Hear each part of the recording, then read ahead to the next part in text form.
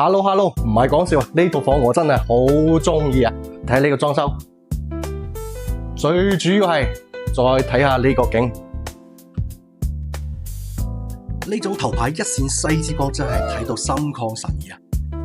業主係將陽台做咗個風窗設計，同埋採用咗雙層嘅中空隔音玻璃，所以呢度好安靜。再睇下呢度裝修，點解我咁中意呢？現代輕奢風啊！呢個業主啊，好識體驗成個空間感啊！你睇個電視牆，呢度做咗個中空留空嘅設計啊，所以成個空間感啊，體驗得好正。成個戶型係南北通透嘅設計啊！公共區域都有接近40個平方，我哋再立多一眼成個客廳，開間有4.3米啊，非常闊落啊！一戶門喎，呢個公共空間只有你先有咋。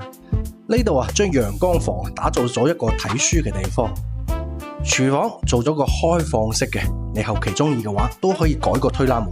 所有嘅電器，廚房用嘅電器都做好啦，可以嘅冰箱，老闆嘅廚衛3件套。包括洗碗機、烤箱以及飲水過濾器。今日睇嘅係東江新城片區一套152平江景舒適大宅，戶型最多可以做到5房嘅。但呢個業主將2個房打造成一個開放式嘅功能房啊。入戶門口嗰個係其中一個，呢一個係另外一間將個房間打通咗嘅。哇！呢度辦公係咪好正啊？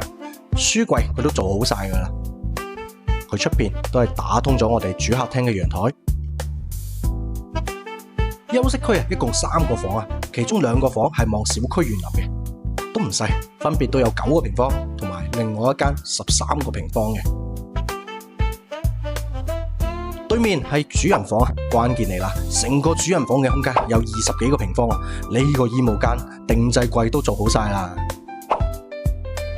哇！呢個業主真係好識玩啦，做咗個開放式嘅洗手間裏邊設備亦都係齊噶啦。飄窗呢度呢係直面我哋嘅西之光啊！再睇下我哋呢個主人房，所以點解我話呢個業主裝修設計好識利用呢個空間感好多都係做咗呢個半開放式嘅，所以成個空間感都好強。好啦，呢套頭排一線江景帶現代輕奢裝修嘅152平舒適5房，大家又覺得點呢？有興趣嘅話，可以評論區話我知，我帶你嚟現場睇睇。記得點讚關注哦。